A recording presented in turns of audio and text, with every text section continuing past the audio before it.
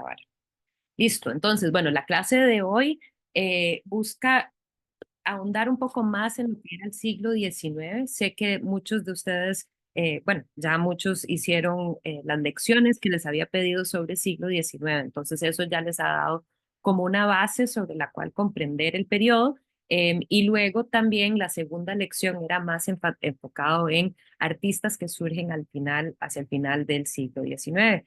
Pero hoy lo que quiero es abordar un poquito más el contexto sociohistórico, como tratar de pintarles un poco esa idea de cómo habrá sido Costa Rica, cuáles eran las búsquedas de los líderes de nuestro país, cuáles eran las influencias que vienen desde afuera, y bueno, cuáles son básicamente esos logros artísticos que se dan a lo largo de este siglo, ¿verdad? Entonces, nada más comentarles brevemente ciertas cosas de la época colonial. O sea, obviamente tenemos estas estructuras que nos indican que, por lo menos en el caso de Dibujarrás, hay un interés en probablemente los constructores que hicieron esto tenían manuales de arquitectura renacentista. Entonces vemos algunos elementos que nos recuerdan mucho al Renacimiento, la integración de arcos, ¿verdad? O estos círculos, estas formas que son bastante geométricas. La estructura en sí es de calicanto y ladrillo. Entonces, calicanto son, aquí pueden ver esta pared que lo que es que se hace como un molde y se llena con piedras grandes y una mezcla de cal, arena, agua y a veces pues otros materiales que les echaban como para llenar los espacios entre y se va formando esa base. Entonces, esa es una de las formas de construcción durante la época, pero no solía ser muy resistente a los sismos y se implementa esta otra forma de construcción conocido como el bareque. Bueno, en ambos casos se va a seguir, estas son las formas vernáculas, como se dice, de la arquitectura de Costa Rica. Lo de calicanto, que es como estas bases de piedra, y el bareque, que es esta forma de construir un tipo de arquitectura de barro que se desarrolla básicamente acá en el contexto de la colonia porque integra la tradición de arquitectura en barro o en tierra del adobe, que el adobe proviene de España, que era pues construir con grandes bloques de pues ladrillos o bloques grandes de tierra, em, de barro. Y aquí lo que sucede, y creo que tiene mucho que ver con los sismos y demás, es que más bien se desarrolla lo que es conocido como el bahareque, y ese bahareque lo que es una construcción como un entramado como de caña brava o de postes o palos, pero delgados, digamos, de madera, y dentro al cual se le luego compacta una mezcla de eh, barro con poda que le echaban un poco de cal, a veces les echaban boñiga y otros materiales que lo compactan alrededor de ese entramado, esa estructura interna, para tener unas paredes más sólidas, más gruesas.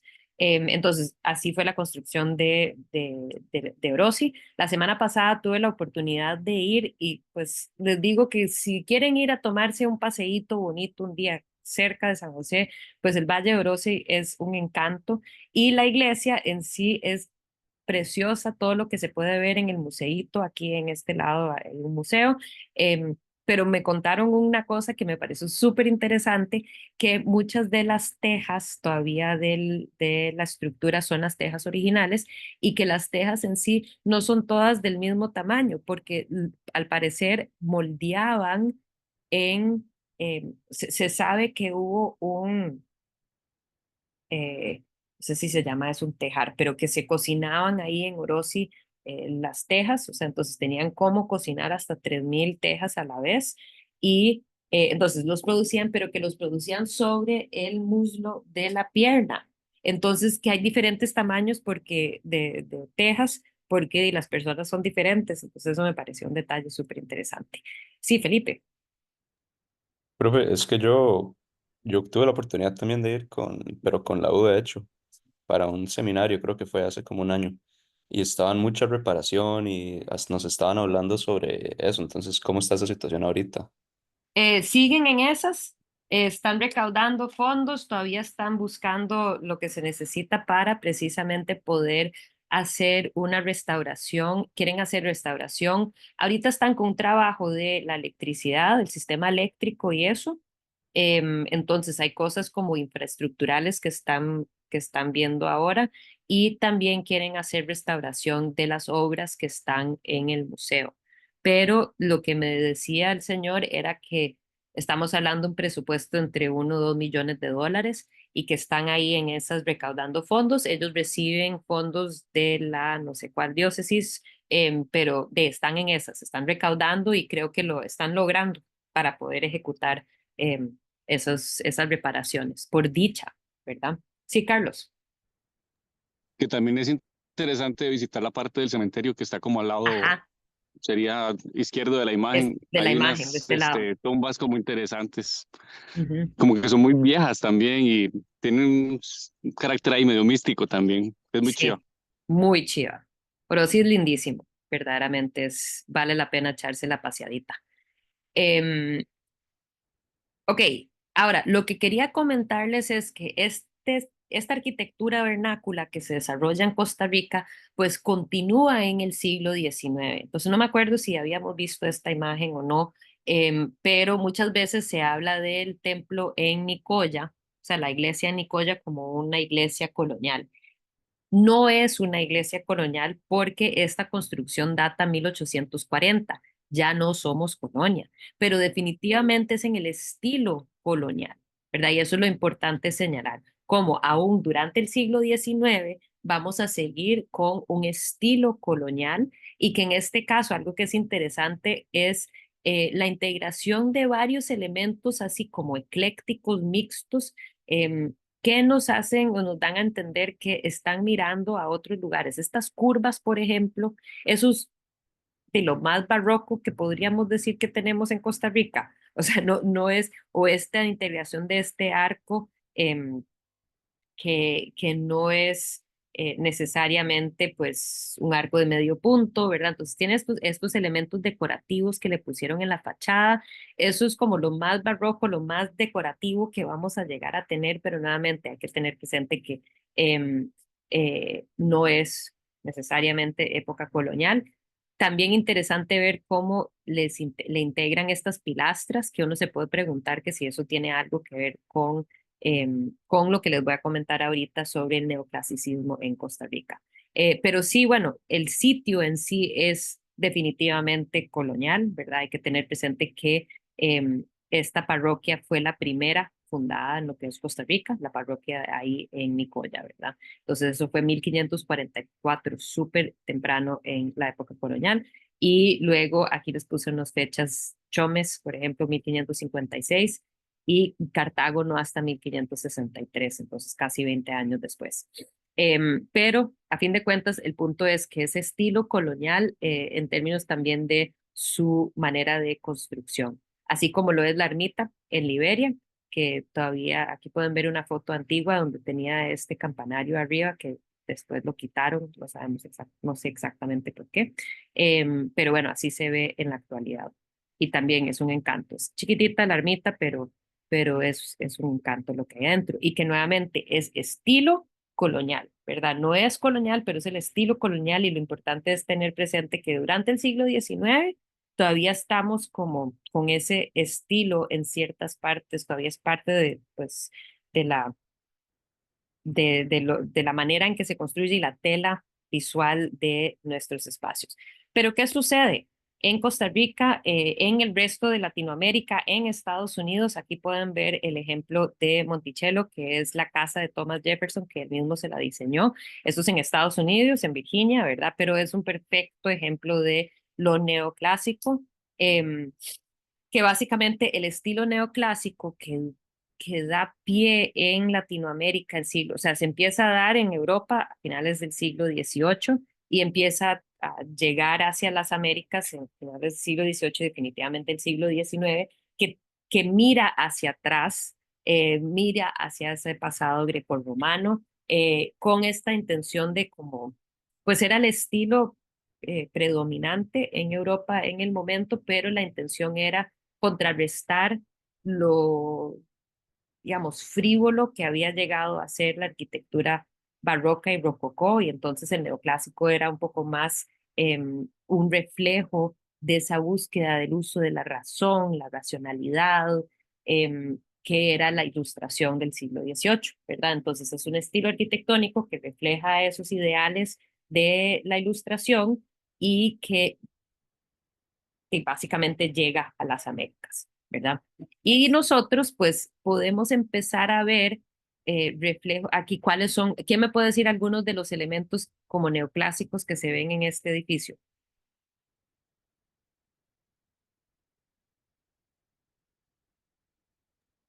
Las columnas, Ok, muy bien. Las columnas son totalmente griegas, ¿verdad? Entonces tenemos esta, en la fachada de la casa, tenemos este elemento que contiene columnas, contiene un la frontón. escalinata también un poco, La al frontón. escalinata es muy Sí, romana, ¿verdad? Entonces tenemos este elemento que es griego, que luego lo integran los romanos haciendo esta escalinata. Los griegos hubieran tenido la escalinata vuelta redonda, pero los romanos eran así como más controladores. Entonces es como hay una entrada. Entonces vemos esos elementos muy grecorromanos. También la cúpula, ¿verdad? Es una cuestión bastante romana, pero también la cúpula, pues, y en general pues toda la simetría, la repetición de elementos, nos recuerda mucho la arquitectura renacentista, ¿verdad? Que era parte de lo que inspiraba el neoclásico. Entonces el neoclásico tiene lo grecorromano con lo renacentista ahí revuelto como para devolvernos a un tiempo de una maravilla a lo que ha llegado el ser humano, esta visión universalista de la perfección, ¿verdad? Que integra lo greco-romano, lo renacentista en el estilo integrado a la estructura. Entonces, eso sería el neoclásico. ¿Y a dónde o cómo lo empezamos a ver? Pues esta es una de las tal vez primeros ejemplos que tenemos de algo que se podría considerar que busca ese aspecto neoclásico, que es, este es el cuartel en San José, que en sí la estructura es bastante colonial, construcción de bareque, aunque es de 2 pisos, que eso era impresionante, calicanto abajo y bareque arriba, pero le integran este elemento en la fachada, que de cierto modo pues rompe con este aspecto muy colonial y busca integrarle como ese espíritu de racionalidad, tiene el frontón, este elemento triangular arriba, este arco, ¿verdad? Entonces, pues perdón que la pésima calidad de la foto, pero eso se destruyó hace muchísimo tiempo, es donde actualmente se encuentra el Melico Salazar, Teatro Melico Salazar, pero vemos cómo se empieza a querer tener como una arquitectura un poquito más maciza y más, o como más impresionante, tal vez se puede decir. Em, pero el mejor ejemplo de esto, ya nosotros siendo independientes, es con la construcción de lo que fue la Universidad de Santo Tomás. Entonces, esto es donde actualmente se ubica el Ministerio de Hacienda, ¿verdad? Lo que había sido el edificio de Banco Anglo, diagonal al Teatro Nacional sobre la Avenida Segunda. Em, y pues pueden ver que es un perfecto ejemplo de lo neoclásico, ¿verdad? Tiene estas pilastras, tiene los arcos de medio punto, tiene este frontón arriba, ¿verdad? Tiene esta regularidad y esta repetición de estos elementos que son bastante geométricos, ¿verdad? Líneas muy rectas, nada de esas curvitas que habíamos visto en Nicoya, ¿verdad? Eso ya chao. Entonces todo es como muy geométrico, muy lineal para hablar de la racionalidad. Ese es el estilo que uno no podría decir que necesariamente nuestros líderes de la nación estuvieron pensando, ah, sí, eso es lo que queremos ser, racionales, pero es que están adoptando el estilo que está predominando en Europa, en particular en Francia, ¿verdad? Importante señalar cómo España seguía siendo bastante barroca la arquitectura y que la visión en muchos lugares de Latinoamérica es mirar hacia Francia en vez de España, porque nos independizamos, no queremos nada que ver con los españoles, pero sí nos gusta mucho lo europeo. Miremos a los franceses, ¿verdad? Y entonces, pues por ahí anda un poco el asunto con la adopción de este estilo neoclásico. Y hay que tener presente que aquí esto es lo que estamos viendo, pero esto todavía sigue siendo Costa Rica. O sea, esta es la Avenida Central, ojo, la Avenida Central en 1885. Entonces, imagínense lo contrastante que habrá sido tener este edificio con esta realidad y que esto fue 40 años, esto fue 40, cuando se construye esto fue 40 años antes, o sea, 40 años menos de proliferación y crecimiento debido a la exportación de café, que ahí eso es lo que es importante señalar. Al Costa Rica llega el café en el siglo XVIII, pero verdaderamente se empieza a explotar y para lo que es una agroindustria exportadora grande en el siglo XIX, ¿verdad? Y somos, pues, uno de los principales exportadores desde esa época del café a Europa, ¿verdad? Entonces también nuestros líderes y las personas bien están cada vez viajando más a Europa debido a negocios, ¿verdad? Entonces, pues esa presencia, tener, por ejemplo, embajadores o gente que va a estar en representación de Costa Rica en el extranjero, pues cada vez va a ser más presente, ¿verdad? Entonces, pero es una clase reducida, pequeña cantidad de gente que va a tener acceso a eso y pues, pero sí, este es un periodo de gran crecimiento para el país. Les vuelvo a, perdón, foto no se ve muy bien, pero bueno, esta es la fachada, lo pueden ver aquí qué tan simétrico es, ¿verdad? El neoclásico es un estilo bastante simétrico en sí, muy racional, ¿verdad? Más fotos que me gustan ver estas fotos viejas de la San José de antaño. Ok, ya hacia mediados del siglo, aquí estamos viendo lo que fue el Palacio Nacional. Esto fue bajo el mandato de Juan Mora Porras. Igual vemos este estilo neoclásico con muchos elementos que nos recuerdan o nos remiten mucho a la arquitectura renacentista, ¿verdad? Esta repetición de elementos, esto es el frontón, el arco, también la demarcación de los elementos constructivos, pero definitivamente muy lineales, ¿verdad? Líneas muy rectas. Eso también es bastante renacentista, ¿verdad? Que hubiera sido parte del movimiento neoclásico. Pero lo que es interesante señalar es la llegada de un ingeniero, Franz Kurze, un ingeniero alemán, que iba a conocer sobre cómo se construye y en este caso están construyendo con nuevos tipos de arquitectura que incluye hierro fundido, incluye, habíamos visto los ladrillos en Ujarrás, pero en general no se construía con ladrillos en Costa Rica. Entonces, pues eso en sí, o sea, la manera de construir, la manera o sea, la ingeniería en sí era muy innovadora para ese momento. Entonces, interesante señalar cómo llegan estos extranjeros a Costa Rica, hay este boom en Costa Rica. Costa Rica es un lugar muy bonito, tiene un clima perfecto, ¿verdad? Pero un clima perfecta y eso hace que sea atractivo para gente que era así como muy atrevida, digamos, o como aventureros que llegan a Costa Rica y que se hacen amistad, se puede decir rápidamente con los oligarcas del país y los presidentes y demás, y llegan a tener una influencia y en este caso pues se construye el Palacio Nacional. El Palacio Nacional tenía el interés de contener los tres poderes de la nación en un mismo edificio. Esto es donde está actualmente el Banco Nacional. El edificio del Banco Nacional fue donde estaba esto originalmente. Lo votaron, construyeron el Banco Nacional. Pero cuando vamos la semana entrante al Museo Nacional van a poder ver algunos de los vestigios de este Palacio Nacional que tienen en el museo. Pero bueno, interesante ver cómo nuevamente nuestros líderes, el interés de ellos es darle esta pátina o esta como que ya San José no se ve así, ¿verdad? Es el deseo de cambiar cómo se ve la ciudad y de empezar a poder construir y erigir este tipo de edificios. Este es ejemplo también de algo que hace Francisco Curse o Franz Curse, en donde en este caso es la Iglesia de la Inmaculada Concepción en Heredia, que en sí el edificio, la base del edificio, o sea, esta parte de la estructura del edificio era original del periodo colonial.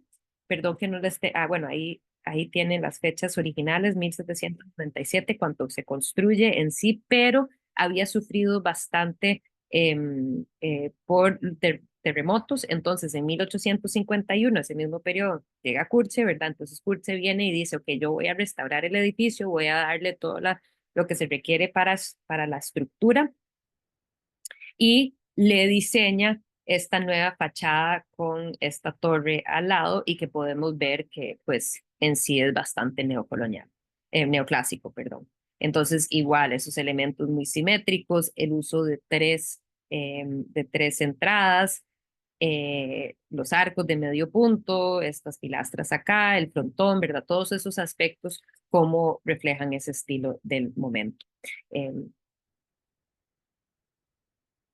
Ok, dejémoslo aquí por ahorita. Déjame nada más. Y pues seguimos ya con, o sea, dentro del siglo XIX, ya con artistas costarricenses con nombre y apellido, lo cual es bastante emocionante. Estamos hablando básicamente segunda mitad del siglo XIX. Uno de los principales artistas que podemos reconocer fue Lico Rodríguez. Un artista, un imaginero, o sea, una persona que hacía estas figuras de santos. Fue de San Ramón, sabemos muy poco de su formación, pero tiene influencia guatemalteca, por lo que se asume que o él habrá ido a Guatemala o habrá tenido de alguna manera alguien que le habrá ido enseñando su forma de crear obras que se asemeja a lo que se estaba haciendo en Guate. Lo que sabemos de él es que en la década de los años 70, 1870, establece un taller en La Merced, en San José, y se convierte en uno de los imagineros más reconocidos del periodo. Para no perder tiempo, digamos, o no gastar un poco adicional de tiempo, no voy a ponerles este video, pero se los voy a dejar en el Facebook, en el mediación virtual.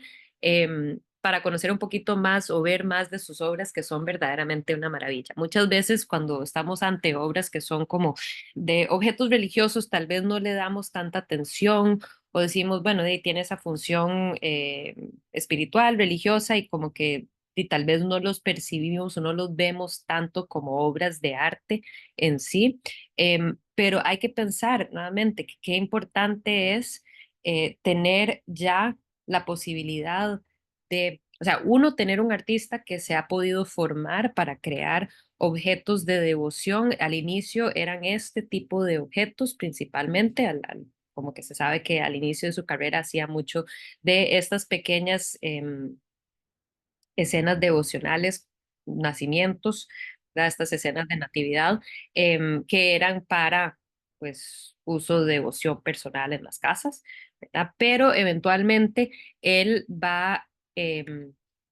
se va formando cada vez más y va haciendo más de este tipo de esculturas para, pues, diferentes parroquias. Em, con el crecimiento de Costa Rica, al siglo XIX va a crecer muchísimo, em, eh, pues paulatinamente, ¿verdad? Porque diría, yo creo que es más o menos del 1800 a 1900, ahí se duplica por lo menos la población y hay más dinero, las parroquias se van construyendo de una forma más sólida, tienen más necesidad para este tipo de objetos devocionales, ¿verdad? Antes eran pocas las iglesias básicamente que tenían la capacidad de tener este tipo de objetos que se usaban pues, que se usaban con estos fines devocionales, pero al crecer Costa Rica, pues hay más necesidad, se construyen más iglesias y dentro de esas iglesias hay necesidad de tener santos, ¿verdad? Para las procesiones, para las diferentes actividades religiosas que se llevaban a cabo. Entonces, sabemos que era bastante prolífico y bueno, estos son algunos ejemplos. Aquí pueden ver, estos son objetos, imágenes de candelero. Esta imagen la traje nada más para recordarnos la importancia de este tipo de objetos devocionales desde la época colonial. Sabemos que hay esa tradición de usarlas, pero definitivamente pues no tenemos registro que se creaban en Costa Rica, se importaban durante la colonia y ahora sí estamos ante un artista que estaba en capacidad de hacerlo. Esto nada más para señalarles, perdón que esta no es de muy buena calidad, pero estas son figuras, muchas de las obras que él hacía eran figuras en lo que se llaman candelero, em, que era pues básicamente una estructura, un andamiaje por debajo y lo que hace el artista es, perdón, aquí pueden ver, es solo esta parte del torso, digamos, del torso, los brazos, la cabeza. O sea, las manos, la cabeza, a veces los pies, pero en general, entonces aquí pueden ver cómo aquí, bueno, tal vez no lo pueden ver, obviamente porque está debajo del vestido, pero en este caso lo que habría hecho el artista es solo esta parte, básicamente de arriba, el resto es ese tipo de estructura que va por debajo. ¿Por qué no se tallaba todo el cuerpo entero? ¿Qué me puede decir cuál era la razón por eso? Economía tal vez, porque se iba a cubrir todo con ropa, al ser imágenes religiosas.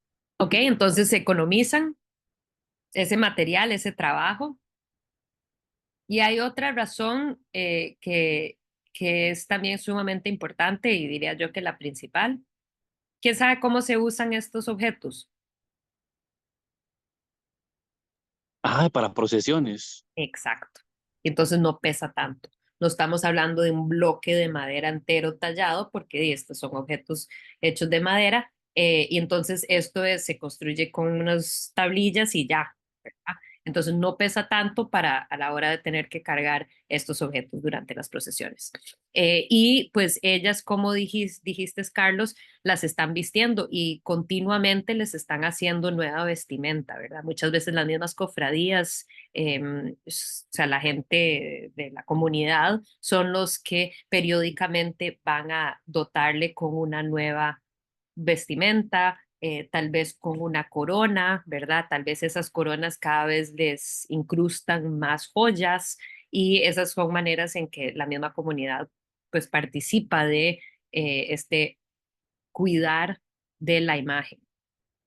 Em, entonces, Profe, una pregunta, sí, perdón. adelante. ¿Estos textiles también se podrían considerar parte de arte o no tanto? Sí, yo Más como diría que técnico. sí, lo único es que estos que estamos viendo son relativamente recientes, ¿verdad? Entonces yo no sé qué tanto habrán guardado muchas de esos vestidos. Más bien es una súper buena pregunta. En el Museo Nacional tienen colección de textil con algunos elementos textiles de la época colonial, pero no sé, o sea, yo sí sé que tienen vestimenta de los sacerdotes, o sea, eso sí se guardaba, pero no sabría Ujú. decirle sobre los vestidos que le ponen a las imágenes. Es buena pregunta. Ok, ok. Y no sé Pero la bien. iglesia qué las haría.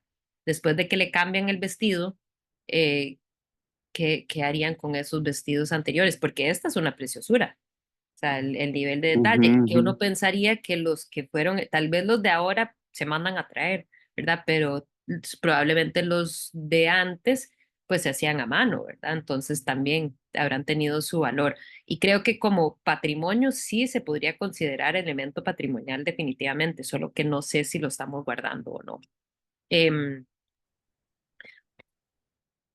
Licom es esta este objeto es más bien debería de poner que es atribuido a Lico Rodríguez, porque, pero pues es bastante claro por varios motivos de que probablemente sí haya sido una obra creada por él. Em, y lo que me interesa es señalarles o que puedan ver un poco, pues, aquí ha sido altamente restaurada la figura, entonces siento que tiene mucho más capas de pintura que no nos permiten ver exactamente la mano, o sea, original del artista, pero entre las cosas que podemos decir que destacan y que se puede ver en ese videíto son algunos de las características faciales que Lico Rodríguez le daba a sus vírgenes en particular. Dicen que él usaba de modelo a sus hermanas, a sus tías, y que entonces todas las vírgenes suelen tener son todas como parecidas porque todas son de la misma familia, entonces tienen ese elemento familiar presente. Entre otras cosas que vemos es que en muchos casos las figuras del Lico, las mujeres tienen como una papada, entonces que eso es como un elemento específico, como una marca, un sello casi de su autoría, porque sus figuras solían tener eso muchas veces, las imágenes mismas. Esta es una de las más conocidas de Lico Rodríguez, que es para pues, vive en la Catedral Metropolitana. Muchas veces las figuras de los Cristos yacentes, este es un Cristo yacente que siempre está en la forma de Cristo yacente, pero perdón, aquí esta es una figura que se podría utilizar es un Jesús Nazareno, pero ahora em, hay veces en que estas figuras se pueden desmontar y hacerlas como un Cristo yacente o como una figura que saldría para procesión y que se vestiría. Entonces, este es ejemplo de uno de ellos que tiene como múltiples funciones y que vemos en el hecho de que tiene ¿cómo se llama? Se me fue la palabra, las articulaciones que tiene la escultura permite que se pueda vestir, ¿verdad? Entonces este Jesús tenía esa posibilidad, ¿verdad? De cumplir esas como que múltiples representaciones de quién es él. Entre otras cosas que se puede estudiar más de cerca para la pericia, y que nuevamente es un poco lo que vengo diciendo de que falta muchísima investigación.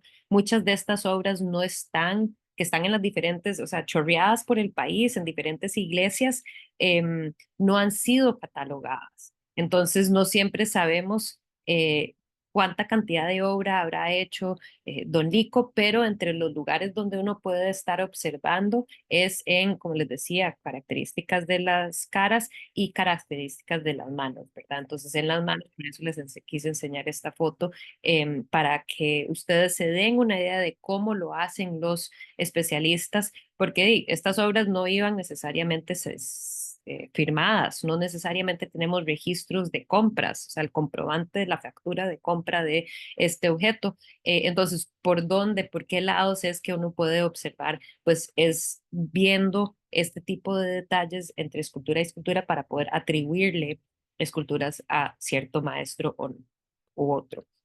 Esta es la última que les enseño del ICO, que a mí me llama muchísimo la atención porque me doy cuenta que una de las cosas que también permite la vasta creación artística que él hizo es que se va haciendo cada vez mejor artista y la capacidad expresiva de sus figuras es cada vez más fuerte, como lo siento yo en esta figura de San Francisco de Asís, ¿verdad? Entonces, hay algo que solo la experiencia le brinda a un artista. Esa capacidad de trabajar y trabajar y trabajar en algo hasta que uno se convierte en total experto y que eso es algo que no habíamos tenido en la época colonial. Uno lo siente con esos camarines o las pocas figuras o objetos que sabemos creados en la época colonial todavía tienen como ese elemento un poco naif, ¿verdad? Y que tal vez esta gente no era que se estaba dedicando o sea, que no tenían necesariamente un taller en donde estaban sacando y sacando y sacando y sacando imágenes. Y que eso sí se daba, por ejemplo, en Guatemala, y posiblemente en Nicaragua, en México definitivamente, pero que aquí no, y que no es hasta el siglo XIX y con la necesidad que hubo de estas crecientes parroquias de tener estos objetos, ¿verdad? Entonces, hay muchísimo sobre el tema de el arte sacro o religioso que todavía no sabemos porque también existe en este lugar como nebuloso de lo consideramos arte o no por su función utilitaria y casi artesanal, y también el hecho de que la iglesia no lo ve como arte necesariamente. La iglesia no lo ve como, no tiene esa noción como patrimonial sobre estos objetos. Son objetos utilitarios, se sacan para las procesiones, están ahí para motivar la devoción de los feligreses, ¿verdad? Entonces no lo ven necesariamente como arte, lo cual ha complejizado un poco el estudio de estos objetos. Por ejemplo, les comentaba que estoy trabajando con una estudiante de Historia del Arte, por cierto, sobre las figuras que están en la ermita de Liberia, y ella ha querido poder compararlas con algunas que se encuentran en algunas de las iglesias. Por ejemplo, fue a Tres Ríos, y que supuestamente en el registro dice que en Tres Ríos hay un San Antonio, creo que es un San Antonio o un San José, no me acuerdo cuál era, creo que tal vez era San José, que quería comparar un San José em,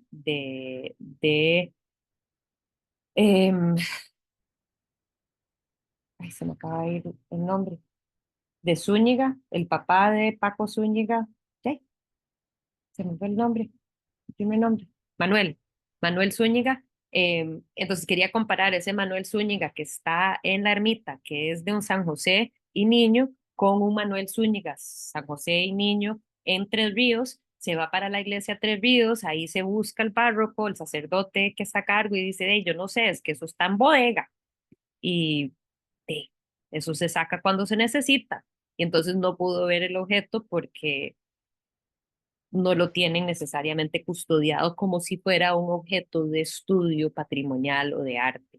Volviendo a su pregunta, Carlos, ¿verdad? Entonces, eso es lo que complejiza muchas veces el estudio, o mayor estudio más enfocado en estos artistas. Pero a mí me emociona un montón porque, de cierto modo, Lico González es entre los primeros artistas. Otro de los escultores que podemos decir que es uno de los primeros. Aquí volvemos a la imagen que les había enseñado de la Inmaculada Concepción, y es para estos nichos que Fadrique Gutiérrez había creado, perdón que no está aquí, pero en la siguiente imagen podrán ver, en esos nichos crea él unas figuras, pero lo emocionante de las figuras que él crea, y perdón por la mala calidad de las fotos, pero cuesta encontrar, es, es el hecho de que está hecho de piedra. Entonces, Padrique Gutiérrez es esta figura que también había sido como medio ingeniero, también había sido militar en el país, una figura importante, pero también se desarrolla como un imaginero. Entonces, él está tallando, aprende a tallar madera primero, pero después se le ocurre trabajar en piedra, y está trabajando en una piedra volcánica, o sea, la piedra nuestra del país, para crear esta figura de San Pedro. Habían dos santos más, pero ya creo que creo que ya no existen, em, que habían llenado los otros dos nichos. Pero ahora sí tenemos esta figura de San Pedro. ¿Cómo sabemos que es San Pedro? Aquí tal vez puedan ver en la foto que vemos estos elementos característicos que nos permiten saber quién es el santo, ¿verdad? Eso es importante dentro de la imaginería. Y en este caso tiene esta llave, ¿verdad? Aquí lo pueden ver un poquito más de cerca. Claramente, pues Fadrique está trabajando en un estilo que es bastante como simple, ¿verdad? No es la obra en sí, no es muy detallista, y ahorita vamos a poderlo comparar con otras obras. Pero les pregunto a ustedes, ¿por qué creen que se le ocurre a Fadrique que sería buena idea producir una escultura en piedra para este nicho?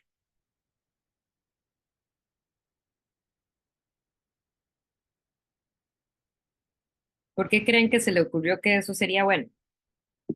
Es tallar una escultura en piedra en vez de madera policromada. Para poner en el exterior, tal vez. Exacto, muy Sí, bien. ¿para qué? O sea, porque los elementos dañan muchísimo la madera, y mucho más si es una madera policromada, como hemos visto hasta el momento con los santos. Entonces, para nosotros, de cierto modo, es muy emocionante pensar, ok, tenemos a alguien que está innovando, ¿verdad? Está innovando en material. Nadie antes había decidido tallar, hacer una escultura en piedra. Y pues lo interesante es que él va a dedicarse también a hacer unas cuantas otras esculturas que tenemos y que sabemos que son de él, como esta imagen de Próspero Fernández, que nos permite también hablar de un tema que pues seguirá siendo importante durante el siglo XIX, que es el retrato.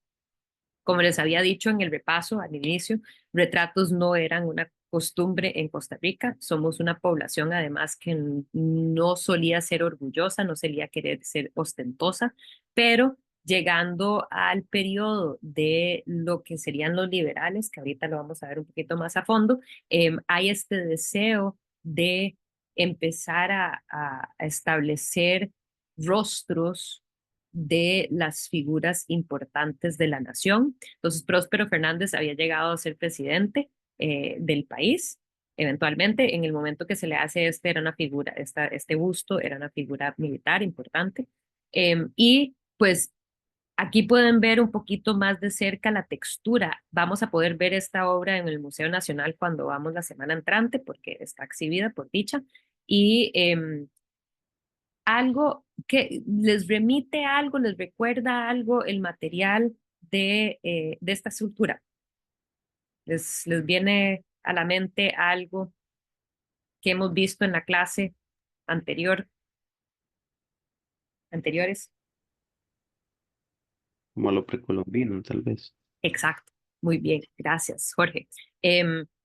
Eso es súper interesante porque está usando un material que es propio nuestro y que va a tener como esa misma calidad en términos de textura y como el acabado que nos remite a ese pasado, lo cual es muy interesante y que por varias décadas pues no se va a repetir, no va a ser hasta la primera vanguardia que volvemos a ver artistas que van a explotar este material, pero que me parece interesante que Jorge, yo le hago la pregunta y digan, ah, sí, mira, es que si nos remite a lo precolombino, a los metates, a todos esos objetos creados de piedra volcánica, ¿verdad?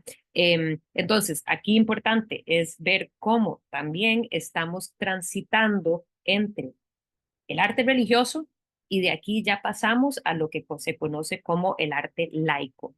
La palabra laico, laica, significa algo que no es religioso, ¿verdad? Algo que no pertenece al mundo de la religión y va a ser el momento en Costa Rica que ya el arte ya no solo tiene que ser religioso, ¿verdad? Eso que yo enfaticé durante el repaso de colonial, que básicamente el único arte que va a existir es el arte religioso. En este caso ya empezamos a ver cómo el retrato va a ser uno de los lugares donde empezamos a ir en otra dirección en términos del arte.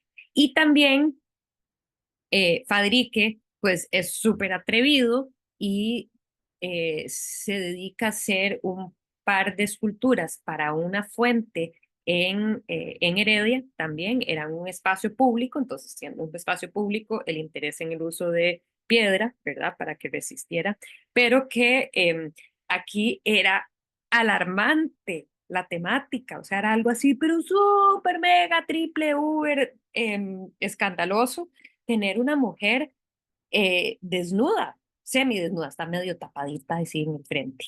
Pero ahí, esta es otra obra que por dicha está exhibida ahora en el Museo Nacional y la vamos a poder ver la semana entrante, entonces no les voy a comentar mucho más sobre ella y el escándalo de la figura conocida como la Venus, ¿verdad? Que entonces aún más, imagínense, y por ende, por esta obra en particular, y también había hecho una talla de Neptuno, ¿verdad? Entonces, esa todavía está en la municipalidad, supuestamente está en el edificio de la municipalidad en Heredia, em, pero, o sea, ya ni siquiera tiene, o sea, no es algo totalmente nuevo para Costa Rica tener estas figuras como alegóricas creadas por un artista costarricense, ¿verdad?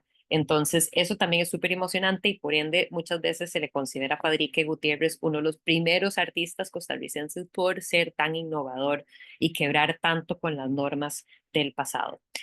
Otro de los artistas que me parece sumamente interesante, habían otros, hay otros nombres, cuando vamos al Museo Nacional vamos a poder ver un par de otras esculturas del periodo del siglo XIX de imagineros, o sea, habían otros santeros o imagineros, personas que hacían santos, pero me interesa este otro ejemplo, Juan Mora González, quien había sido imaginero, es formado no sabemos mucho sobre la formación de estas personas, o sea, esas cosas no se registraban antes, no era tan importante, pero claramente está trabajando en la tradición de madera policromada de los santos, de las imágenes, pero en este caso, y debido a estos cambios que se están dando en la configuración social de la élite de Costa Rica a finales del siglo XIX, es que, perdón, va a haber mayor interés en lo que son los retratos y los retratos para, pues, uso personal. Entonces, estos eran retratos, bustos creados de figuras de la élite costarricense, pero no eran para un espacio público, ¿verdad? No era como la obra de Fadrique Gutiérrez de Próspero Fernández, que Próspero Fernández es para erigirlo en una plaza pública. No, en este caso estamos viendo estos objetos, estas obras que tienen esa misma tradición, siguen esa misma tradición. Aquí esta me encanta, doña Petronila, em, quien los de museología, un par de ustedes habían llevado el curso de museología, me acuerdo Carlos, ¿verdad? No sé si alguien más, Valeria, tal vez.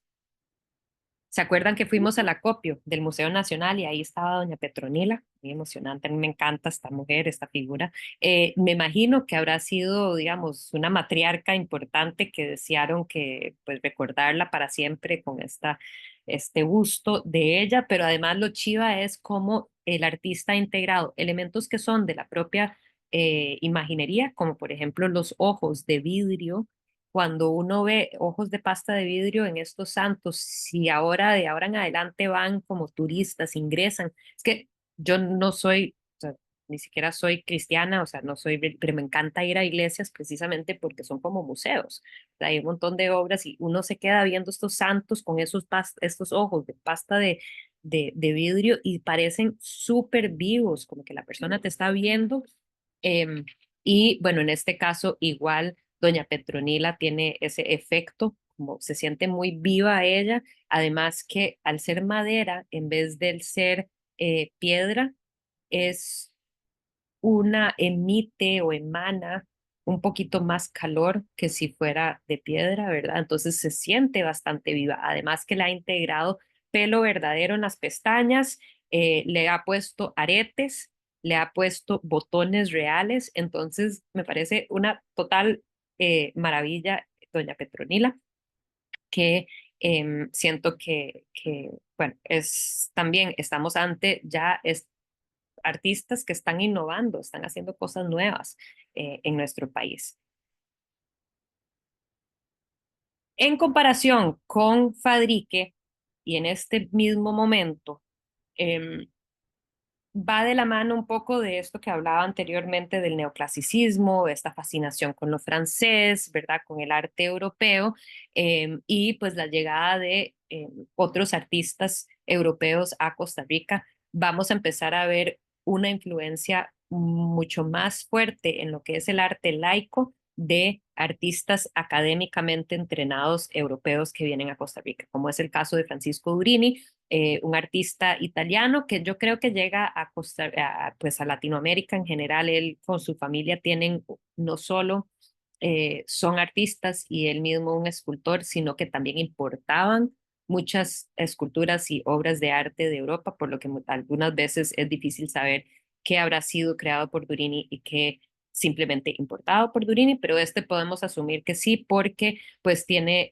los rasgos faciales de Próspero Fernández, entonces interesante poder comparar, ya este es un Próspero Fernández habiendo sido presidente del país y se hace este busto de él y que podemos entender aquí comparando estas dos imágenes. ¿Cómo dirían ustedes cuáles son las grandes diferencias? ¿Qué creen ustedes que llamaba más la atención de la figura de Durini sobre lo que había hecho Fadrique Gutiérrez? Este es el mismo señor, solo que creado 14 años después por Durini, por este artista italiano. Tal vez como la suavidad del material, que se ve como más lisito, más limpio. Ok, en sí es mucho más pulida la piedra es súper más pulida, pero ojo que también es una piedra importada. En Costa Rica no hay mármol. Hay un tipo de piedra que nos gusta llamarlo mármol, que son esas piedras como blancas que aquí en Guanacaste hay bastante de eso. A veces se usa para hacer pisos tipo mármol en Costa Rica, pero no es mármol, mármol. Y en este caso, pues sí estamos ante mármol, que el acabado muchísimo más pulido tiene pues otro aspecto completamente diferente. ¿Qué más? Entonces, tiene ese acabado, la textura mucho más pulida, no la sentimos tan porosa.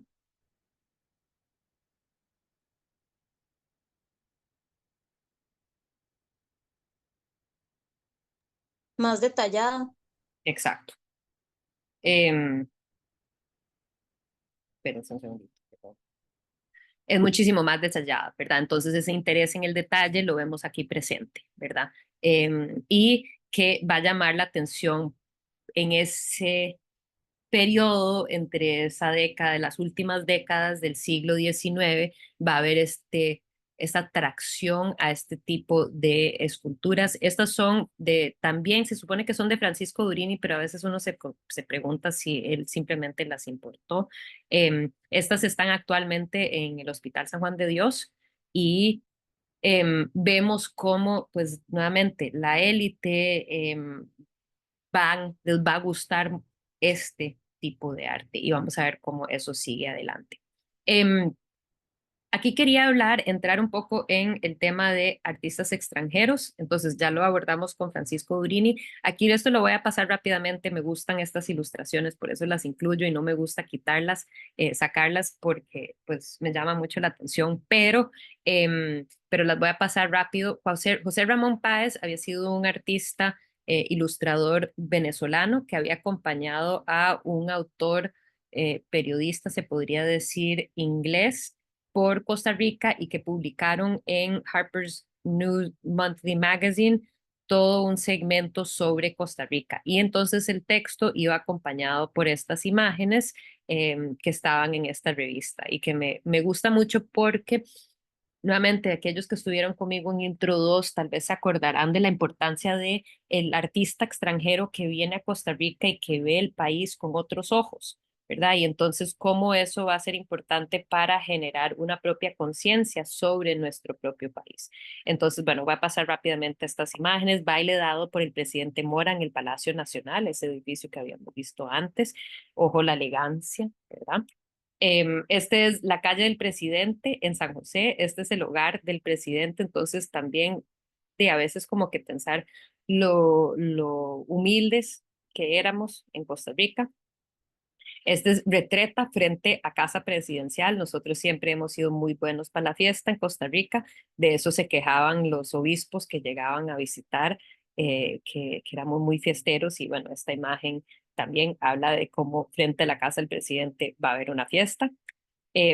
Pero también salen y hay imágenes de como que el campo, como imágenes mucho más rurales. Entonces, esta es la casa de Pericles. No estoy segura quién era Pericles ni necesariamente hacia dónde, pero se podría pensar que es más hacia el lado pacífico porque, bueno, esta tradición es objetos de uso cotidiano, aquí un pilón, pero tenemos estas imágenes de Punta Arenas y la siguiente de Esparza. Entonces, aquí es extraño porque por un lado hay elementos que uno podría decir, bueno, sí, efectivamente se veía en Costa Rica, por ejemplo, como las mujeres, y bueno, hasta la fecha, todavía en Guanacaste se ve a veces gente que porta cosas en la cabeza, pero hay otros elementos que no parecen ser tan propios nuestros, que uno ve como los ilustradores llegaban y después salían del país y posiblemente llenaban ahí con otros bocetos de otros lugares que sacaron, como por ejemplo esta vestimenta, a mí me remite mucho más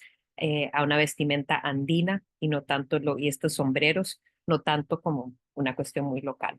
Pero bueno, en sí el mercado de Punta Arenas. Y esta última imagen me encanta también para acordarnos que, bueno, así como la imagen de las fiestas, estas son las bellas de Esparza.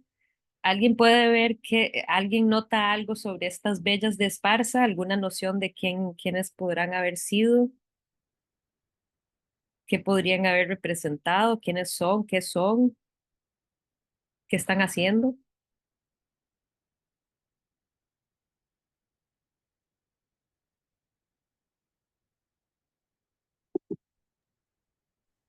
Estaba fumando una, me parece. Exacto. ¿Serán prostitutas? Ajá. ¿Y por qué pensás que tal vez son prostitutas? Uno que está fumando Porque andan así. como escotadas, una enseñando un poquito el pie, Exacto. no sé. Exacto. Están así como una mujer bien no se va a sentar con las piernas súper abiertas de esa manera jamás. Una mujer bien no estaría sentada afuera en un espacio medio público fumando, ¿verdad? Y entonces eso me parece súper interesante pensar cómo a veces nosotros pensamos siglo XIX eran los tiempos de antes, todo era súper conservador, pero pensar que bueno, no, o sea, el mundo es mundo, humano es humano, ¿verdad? Y siempre todos los vicios y las realidades sociales están presentes. Sí, Eh, muy tuanis. ok, ahora, artistas que sabemos, que reconocemos que llegaron a Costa Rica y que se establecieron acá, llegan al país en este grupo, como que en grupos buscando mejor vida. Entonces, en el caso de Henry Etheridge Dwight, no sabemos si era inglés o si era alemán, no se sabe mucho sobre él, pero se supone que estudió bajo las normas del Royal Academy en Inglaterra. Entonces, un artista académicamente entrenado llega a Costa Rica en el 48 con un grupo de alemanes que vienen en esta búsqueda de una vida mejor, porque qué tan chido va a poder vivir en este lugar divino, precioso, en donde cada vez hay más oportunidades y que basado aquí, esto se relaciona muchísimo con las lecturas que hicieron ustedes al inicio del semestre sobre estas inmigraciones a Costa Rica y cómo al europeo, por el simple hecho de ser europeo, especialmente si era alemán o inglés, le iba a ir bien y que la gente de la élite de Costa Rica como que los iba a acercar y les iba a dar oportunidades. Entonces, en el caso de Dwight, sabemos que brindó cursos de dibujo en el Instituto Nacional. Ahí ustedes habían visto en la lección sobre el Instituto Nacional cómo en los años 80 se van a empezar a dar 4 cursos de dibujo, diferentes cursos de dibujo, y pues de él sabemos que se empieza a dar de cierto modo, los inicios de lo que sería un entrenamiento arduo en lo que es el arte. Sabemos que él había sido uno de los instructores de los futuros artistas que ustedes vieron en la lección, que eran Enrique Chandi, Ezequiel Jiménez. Entonces, es importante reconocer cómo es la llegada de estos extranjeros que van a generar una base sobre la cual se van a ir formando artistas que ya no son pues imagineros, ¿verdad? Que se destacan por completo por ser artistas y no necesariamente creadores de objetos devocionales. Traje esta de Próspero Fernández, nada más como para seguir ahí con las imágenes de expresidente, don Próspero, pero se pueden dar una idea de, pues, el alto nivel de detalle, la búsqueda del naturalismo, ¿verdad? Pues, este énfasis en el dibujo en sí, em, y cómo tenemos figuras tanto como políticos, pero también, pues, habrán sido retratos que se mandan a hacer entre las familias al alto nivel social. Otro de los artistas principales y probablemente uno de los más famosos que llega es Aquiles Bigot. De Bigot sabemos un poquito más. Él se sabe que estudió en la Academia en París y que había exhibido en el Salón entre 1842 y 1848. Entonces, estamos hablando de un artista que va a tener acceso directo a esas experiencias y que eso se los trae bajo su bagaje cultural al llegar a Costa Rica. Había viajado por otros lugares en Latinoamérica. Ahí les voy a enseñar una imagen, creo que de Perú, que él pintó. Entonces, pero eventualmente llega y decide radicarse en Costa Rica y muy rápidamente, él llega al 62 y rápidamente se convierte en el principal y pues no el único porque vimos los de Dwight, pero uno de los principales y únicos maestros del retrato. Y vamos a ver cómo en el 72 se le manda a hacer, se le pide a él hacer 9 retratos de exmandatarios. El mismo año que Fadrique Gutiérrez está creando el busto de Fadrique, de Próspero Fernández, la Asamblea Legislativa, o sea, en ese momento, no sé si se llamaba la Asamblea Legislativa, pero bueno, los líderes de la nación buscan crear el creo que la siguiente imagen es eso. Todas, no, ahorita les enseño, todas las imágenes de retratos de los expresidentes o ex líderes de la nación. Entonces, como que en esta búsqueda de ir generando nación, identidad nacional, se le busca a este artista altamente entrenado, con vasta experiencia europea, que además eso encanta acá, ¿verdad? Para crear estos retratos que en algunos casos eran además póstumos, ¿verdad? Pero me gusta enseñarles estos de primero porque aquí son entre los primeros retratos que él pintó. Aquí les digo, Bigot pintó en Costa Rica en 1800, más o menos 1863. Se piensa que estos eran como los primeros. Por parte de este señor Jean-Jacques Bonnefil, quien fue un importador de bienes europeos que se hizo bastante, o sea, nuevamente pensando en estos europeos que llegan a Costa Rica, monta su negocio, se casa con una costarricense, aquí podemos ver doña Feliciana, su esposa, y que a él, o sea, él va a ser uno de los primeros, las otras imágenes que les había enseñado de esculturas eran unos años posterior, pero es un francés que viene y que dice, sí, yo quiero que me retraten, no solo a mí, sino que a mi esposa y a mis hijos, ¿verdad? Entonces, en ese periodo tenemos un francés que viene y dice, sí, quiero un retrato y que de cierto modo eso genera como toda una nueva tradición de retratarse dentro de una población que solía ser bastante humilde y que no hubiera tenido como que esos gustos antes, ¿verdad? Entonces, ¿cómo es el extranjero que viene y trae no solo la capacidad, sino que casi que los mismos deseos o gustos de tener pues los retratos de sus familiares? Em, Estos son los 9 retratos que se le atribuyen a él y que aquí pueden ver pues precisamente eso, el querer poder irnos para atrás y identificar las, nuestros diferentes líderes como parte de esta búsqueda del nacionalismo que esta época de líderes de la nación, conocidos como los liberales o el Grupo Olimpo, estaban interesados en establecer, ¿verdad? Esa identidad nacionalista de Costa Rica. Esta es una que nada más les quería enseñar, la imagen de Bigot que pintó estando en Perú, que entonces él está entre esos artistas que viajan, aventureros a Latinoamérica y que buscan pues una nueva vida. Entonces aquí lo interesante es que no tenemos de Bigot ningún paisaje pintado de Costa Rica. Entonces, algunas otras.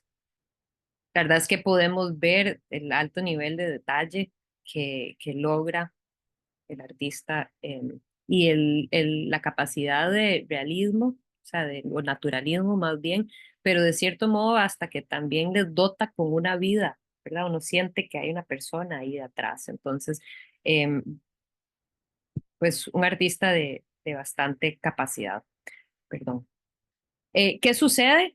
Que muchos de estos, a ver, hay muchas fotos que vienen a suplir porque es más barato y hay más capacidad de poder generar retratos. Entonces, también importante señalar como un artista italiano, bueno, sí, artista porque también pintó, pero establece un taller de fotografía en Costa Rica y cómo cada vez más se hace más popular sacarse el retrato en foto en vez de pintura, porque bueno, es muchísimo más accesible, ¿verdad? Y que nuevamente, imagínense que para estos momentos no es que iban a haber tantos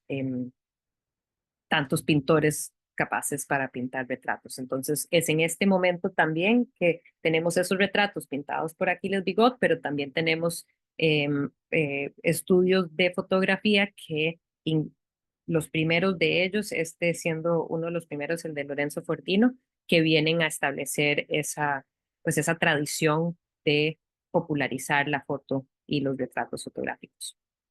Me voy a saltar estos para ir de cierto modo cerrando la clase de hoy.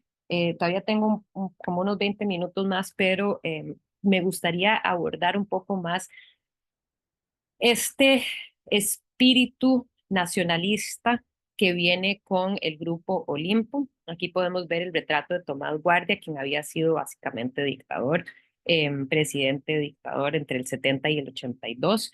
Em, en este periodo de la segunda mitad del siglo XIX, tenemos estos líderes conocidos como el Grupo Olimpo. Alguien que me haga el favor para descansar yo un poquito de leerme aquí lo que dicen en esta diapositiva.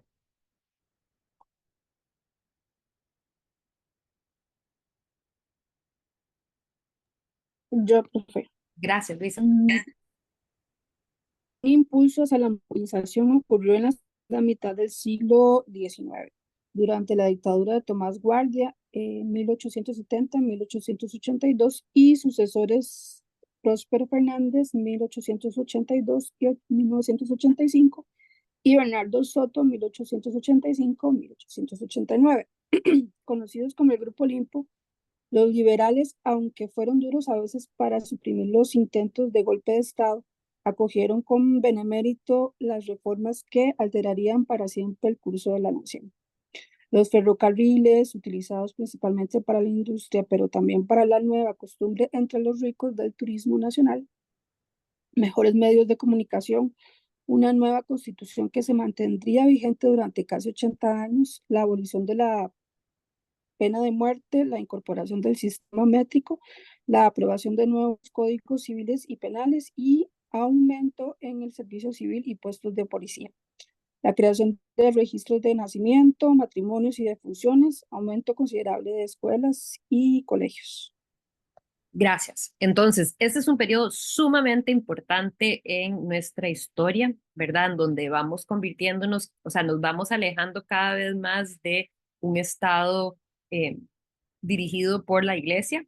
En este caso, por ejemplo, aquí que dice que la creación de registros de nacimientos, matrimonios y defunciones, eso antes de este periodo, sí, eran las iglesias que registraban toda esa información. Entonces, imagínense que sí, tal vez había un montón de gente que simplemente no quedaba parte del registro nacional, pero también esta búsqueda de modernizar el país. ¿Verdad? Entonces, el que traen mejores medios de comunicación, que traigan el ferrocarril, ¿verdad? Que quieran integrar una constitución que pues es bastante visionario.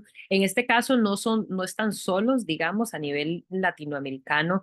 Este empuje hacia lo liberal, estos gobiernos liberales, era lo que estaba sucediendo, por ejemplo, en México. Entonces nosotros nos estábamos inspirando tal vez en otros países de la región, pero hay cosas que me parecen también súper interesantes, importantes, como por ejemplo, y qué tan visionario es el abolir la pena de muerte en ese momento. Todavía hay un montón de países que tienen la pena, Estados Unidos todavía tienen pena de muerte, ¿verdad? Entonces, qué interesante ese tipo de integrar ese tipo de cosas, códigos civiles y penales, o sea, que hubiera algo que vaya indicando que usted hace esto es lo que le va a pasar. Entonces, como que el sistema judicial cada vez se va desarrollando más.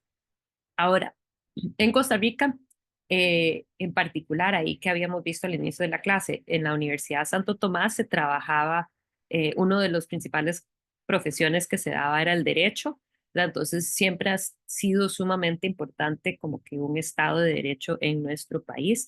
Em, pero pensando en la Universidad Santo Tomás, es precisamente estos líderes que cierran la Universidad de Santo Tomás. ¿Y por qué? ¿Por qué deciden que van a cerrar eso? Porque básicamente establecen que el Estado no debería de estar apoyando la educación para solo unos cuantos a nivel universitario y que van a hacer mayor esfuerzo a nivel de aumentar la cantidad de escuelas y colegios a nivel nacional, ¿verdad? Entonces tienen este deseo de educar a la población, ¿verdad? Y entonces este esfuerzo de tener un sistema de educación pública surge también en este periodo.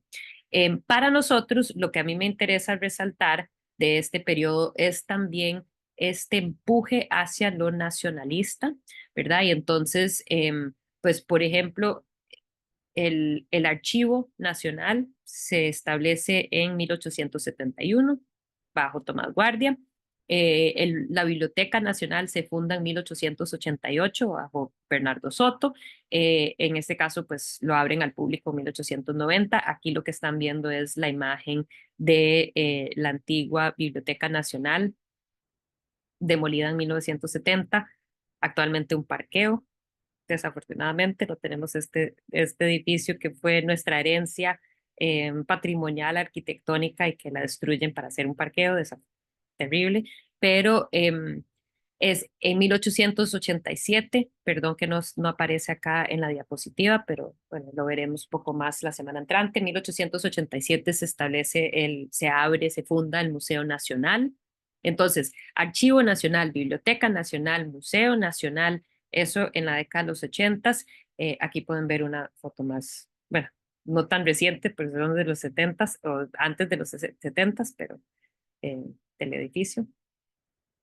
El Monumento Nacional, y ahorita volveremos al monumento, pero el Monumento Nacional que está dentro del Parque Nacional, el Teatro Nacional, entonces son estas dos décadas, 80s, 90s, en que hay este boom de lo nacional a nivel país, ¿verdad? Bueno, a nivel país, pero bueno, en San José, de los líderes de la nación que están tan interesados en establecer como una identidad nacional, empujar esta noción de una identidad nacional. Entonces, se manda a París a crear una escultura que fuera para el Monumento Nacional. La semana entrante, igual, cuando estamos en el museo, podrán ver una maqueta más pequeña para poder ver, porque es muy difícil percibir todos los detalles del Monumento Nacional. Asumo que todos lo han visto en algún momento de sus vidas, han pasado por acá. La verdad es que es una obra de arte pues bastante bella, completamente alegórica, ¿verdad? ¿Alguien sabe qué es lo que retrata? ¿Reconoce cuál podría ser la historia? ¿Qué es lo que está aquí? Les voy a enseñar de este otro lado. Ahí dice la respuesta. ¿Alguien sabe, conoce la historia del Monumento Nacional o qué es lo que retrata, se supone que retrata?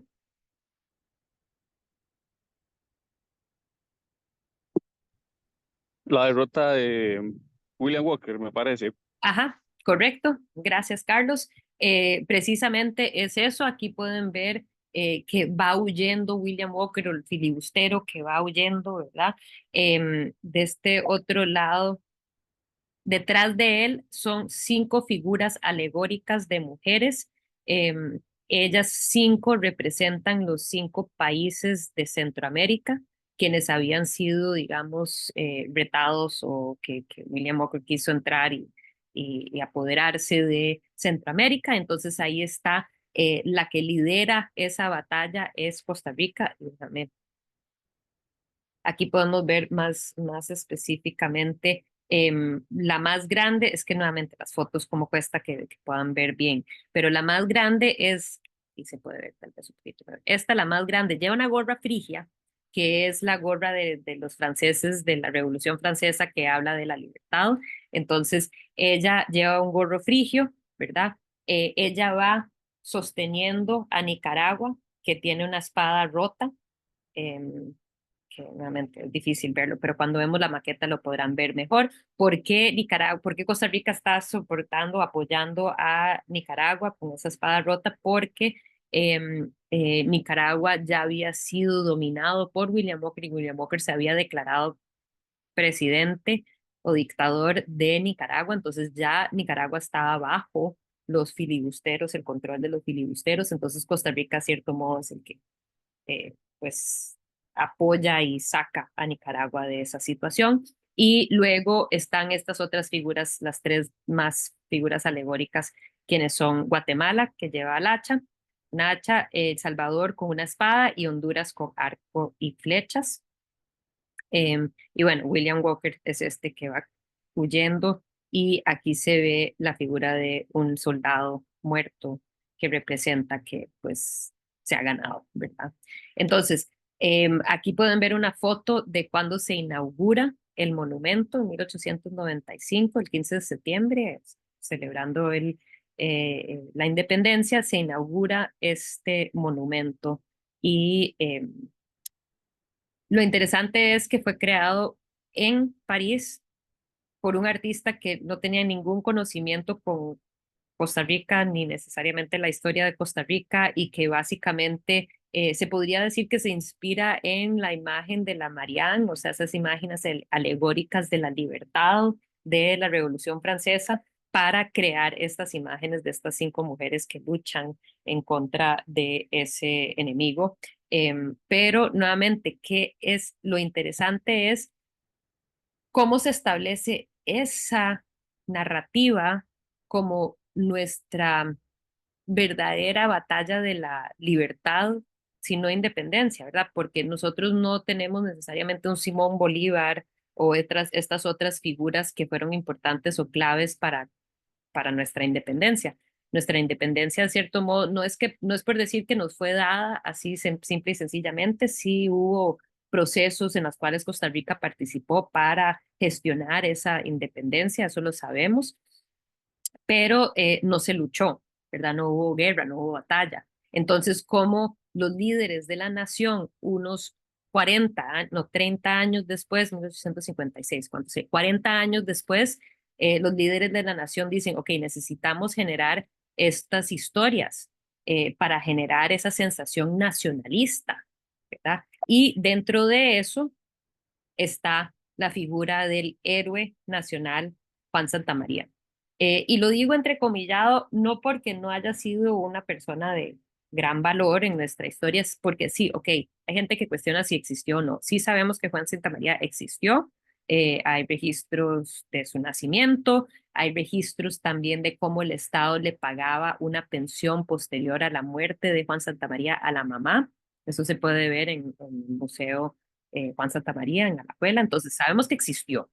Em, pero lo interesante es sí, que fue un X entre muchos otros soldados, personas que se metieron en la lucha. No es un comandante, no es el presidente. Lo interesante es cómo erigen este héroe nacional y que, bueno, ahí es, en el caso de Juan Santamaría es la batalla en Rivas, perdón por eso, que no me acuerdo exactamente cuándo es el que quema el mesón, ¿verdad? Juan Santamaría, pero, o sea, lo que es toda la contienda contra los filibusteros, estamos hablando de un año de tiempo, de mucha gente que murió, de muchas batallas que se dieron, de mucha gente importante, de mucha estrategia que se llevó a cabo.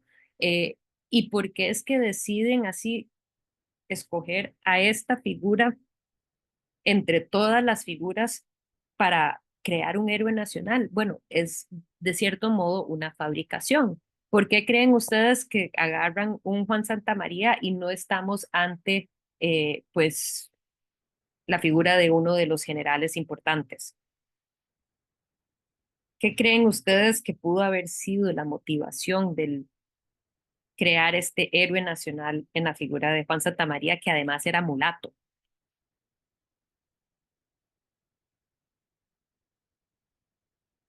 Pobre mulato de Alajuela.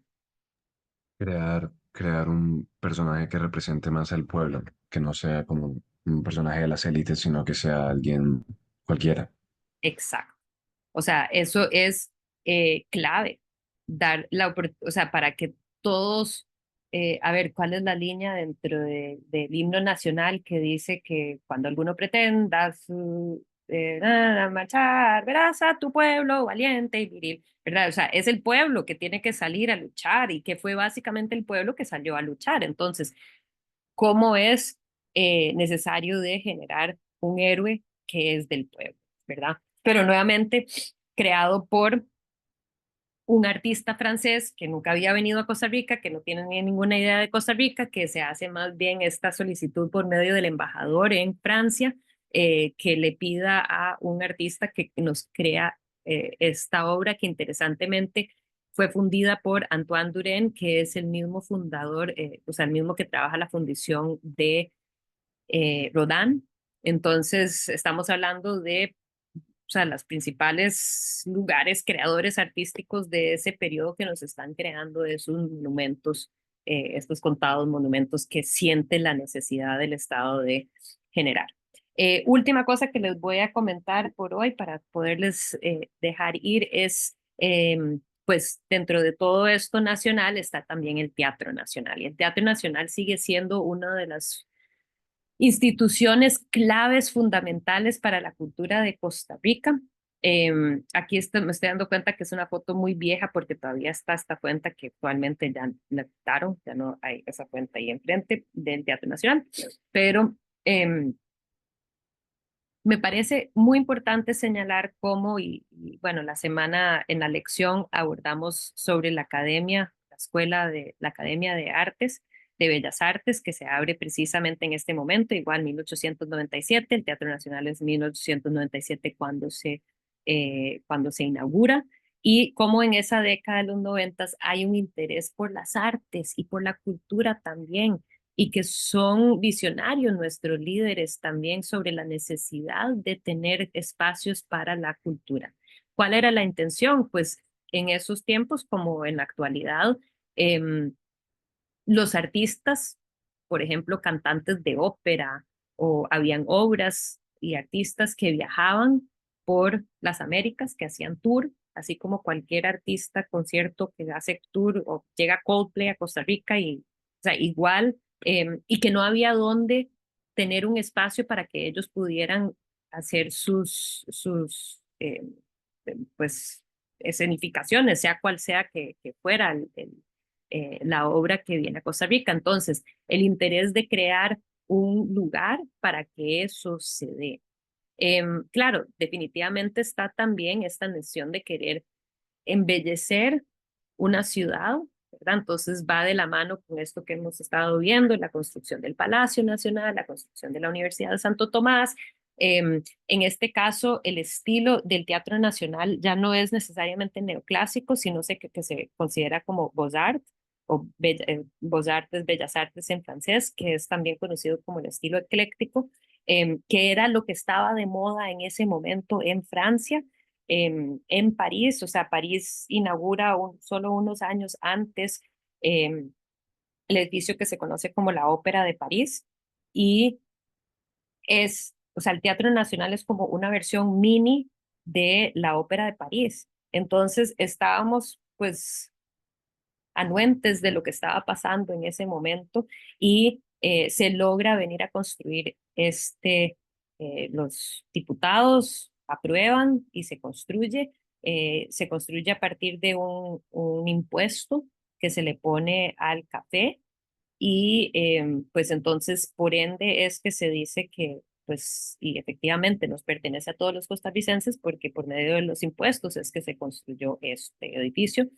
Aunque bueno, definitivamente hay mucha gente que dice que no, que es un espacio elitista y que demás, pero la verdad es que se ha hecho y se siguen haciendo muchos esfuerzos para que pueda acudir al espacio quien sea. Hay obras de arte. Yo la semana pasada llevé todo un grupo de estudiantes de Liberia a ver obra de un concierto de calipso.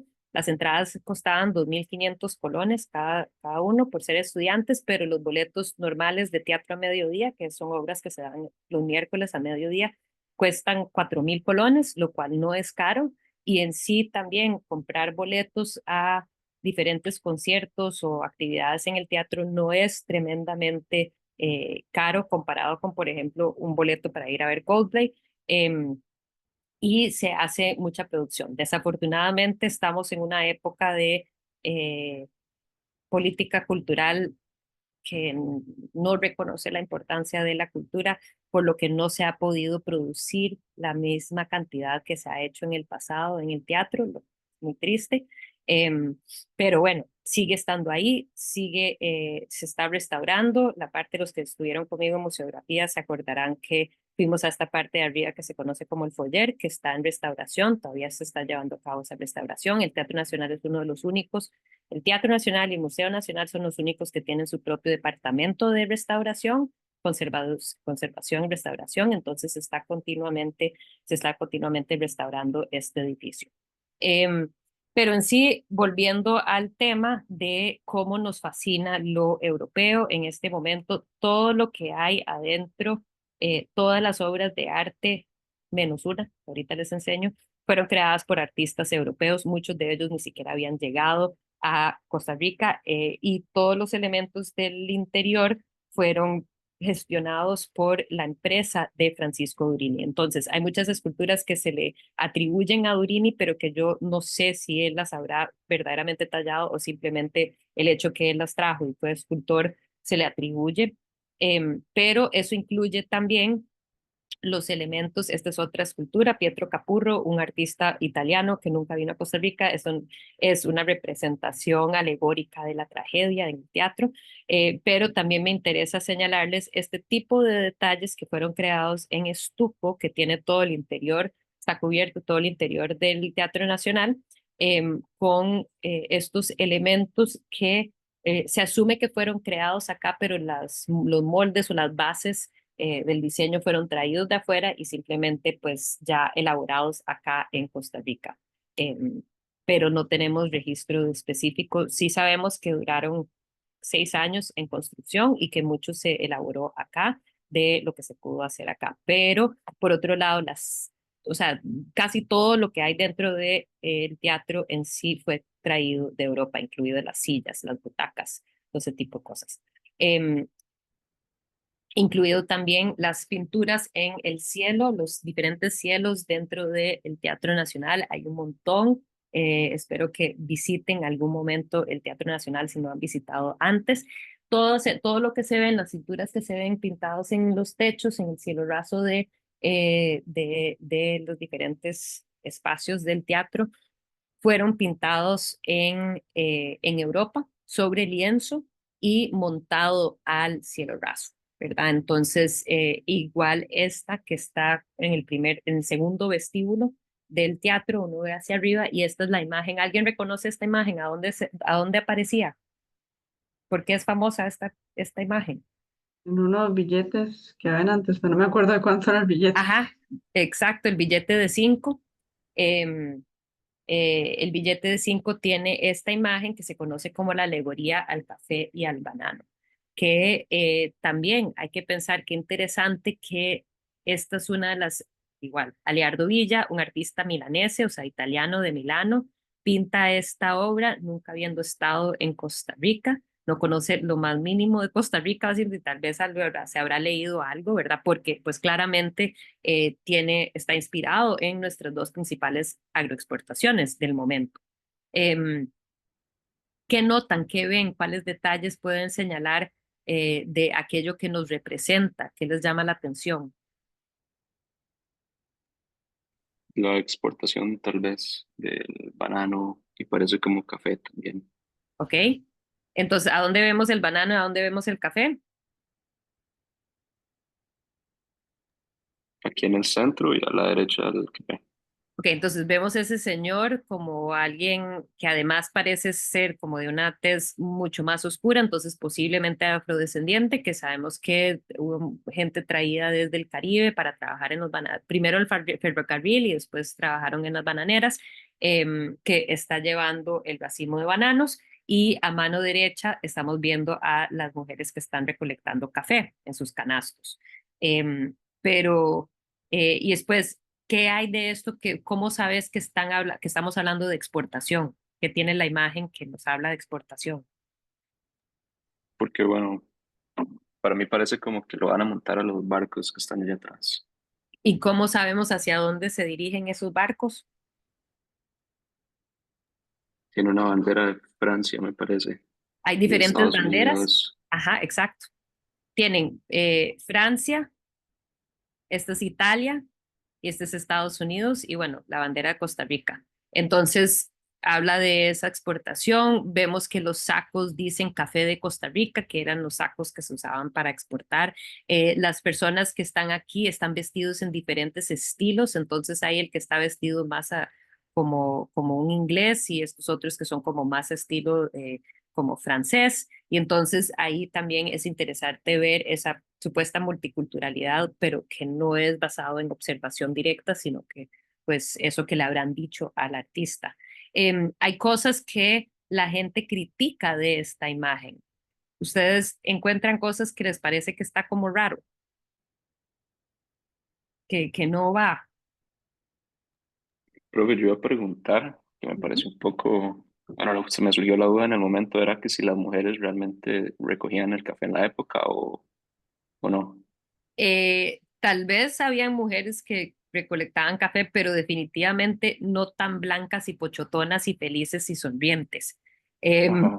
definitivamente, y que me acuerdo en un momento, a ver, y que o sea, esos son los errores que uno hacía al inicio de los estudios, pero haber leído un texto como de 1907 de una revista de estas que eran como de choteo, como de diversión, un poco como de crítica social acá en Costa Rica, que hablaba como dos mujeres entraron al foyer, vieron la imagen y decían como que eso era imposible, que jamás eso se hubiera visto. Entonces, no, jamás eso se hubiera visto así, ¿verdad?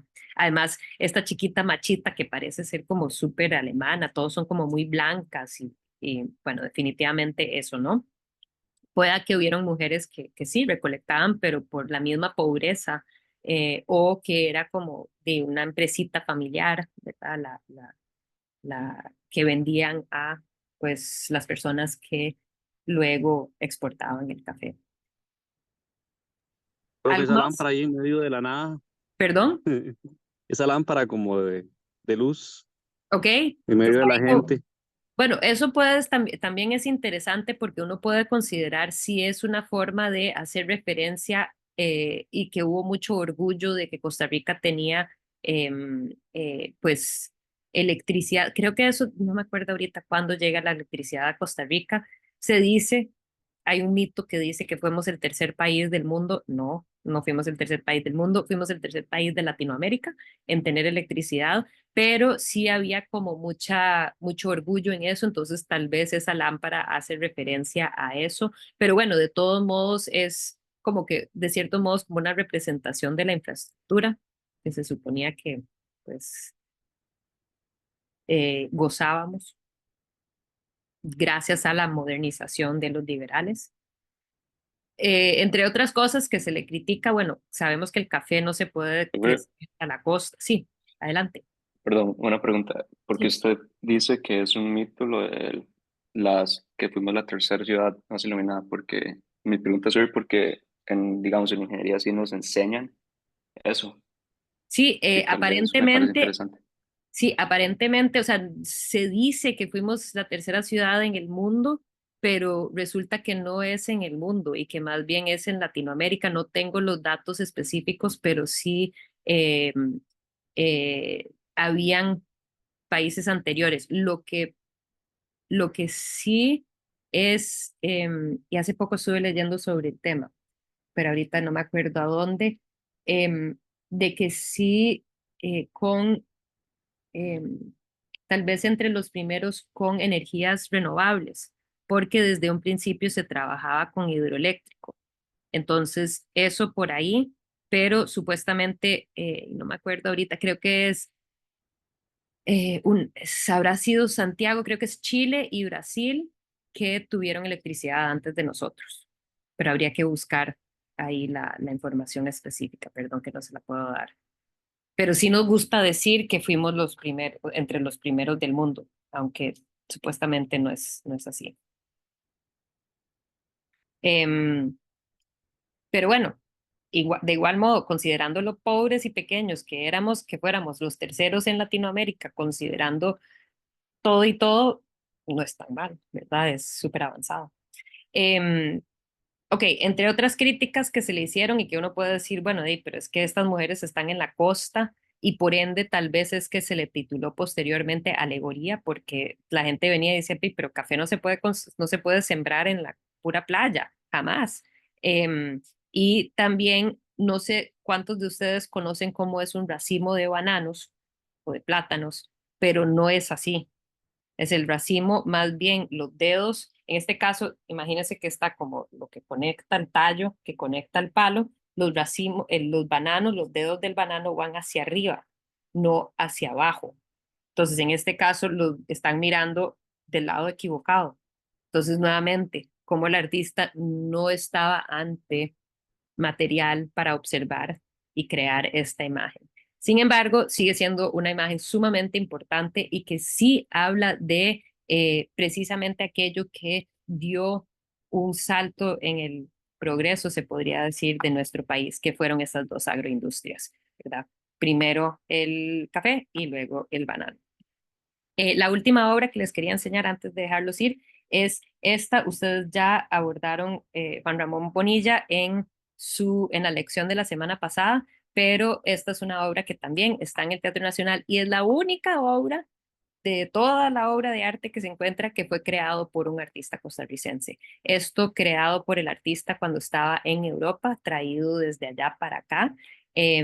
Al inicio no era tan gustada la obra por algunas personas, o sea, les encantó por el detallismo, por el realismo, por el material que era pues ejecutada de una forma bella, pero el hecho de que parece ser como una mujer pobre y que casi que parece que está pidiendo era lo que a alguna gente no le gustó en este bastión de cultura que fue el Teatro Nacional. Pero bueno, ahí se los dejo. No sé si tienen alguna duda o pregunta. ¿Estamos bien? Ok, voy a dejar de grabar y nada más comentarles que la semana entrante nos vemos en el Museo Nacional. Vamos a tener una gira, una visita al museo guiada por la curadora de historia, entonces es una excelente oportunidad. Vamos a poder ver varias de las cosas que hemos estado viendo hasta el momento.